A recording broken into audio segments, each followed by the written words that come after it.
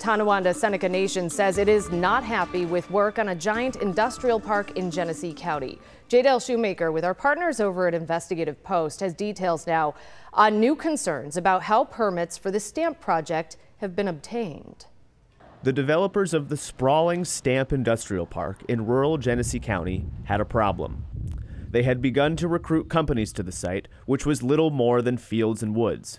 It needed infrastructure, including water and sewer lines, an electric substation, and a wastewater treatment plant. The work required permits from the state and federal government.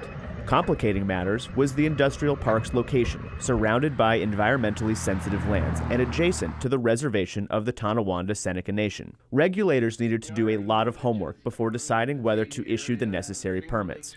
The developers of the industrial park, the Genesee County Economic Development Center, grew impatient. I poured through 10,000 pages of emails and other documents, and I interviewed 20 people, including attorneys, government insiders, and members of the Tonawanda Seneca Nation. What I found was an unusual degree of pressure coming from the offices of Governor Kathy Hochul and Senator Chuck Schumer, first to grant the permits, and then in one case to reverse a decision to revoke a permit. We need executive assistance to get DEC to issue the permits. The regulators, squeezed from above, took action that in some cases violated federal law and state policy, including the Clean Water Act. It had to have been political interference. It was impossible to understand it in any other way. Problems ensued.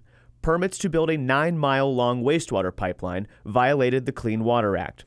Contractors, during construction last year, spilled drilling fluid into federally protected wetlands. Another issue. Both federal law and state policy required the developers to consult with the Tonawanda Seneca Nation. Little occurred. The pressure peaked in the summer of 2022, and emails show a flurry of activity. The Genesee County stamp officials needed 9 permits so Plug Power, a company recruited to the site, could continue building. By the end of the summer, records show the DEC bent to the pressure and issued all of the permits, including one in violation of the Clean Water Act. The head of the Genesee County IDA wrote to the deputy DEC commissioner to thank him for the help.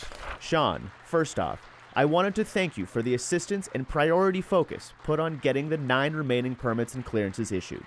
Last year, when the Federal Fish and Wildlife Service planned to suspend a permit so it could do more environmental studies, Schumer's staff intervened. So what do the governor and the senator have to say about all of this? Schumer's office refused a request for an interview, but they released a statement that characterized their involvement as, quote, routine. Hochul's office refused repeated requests for an interview.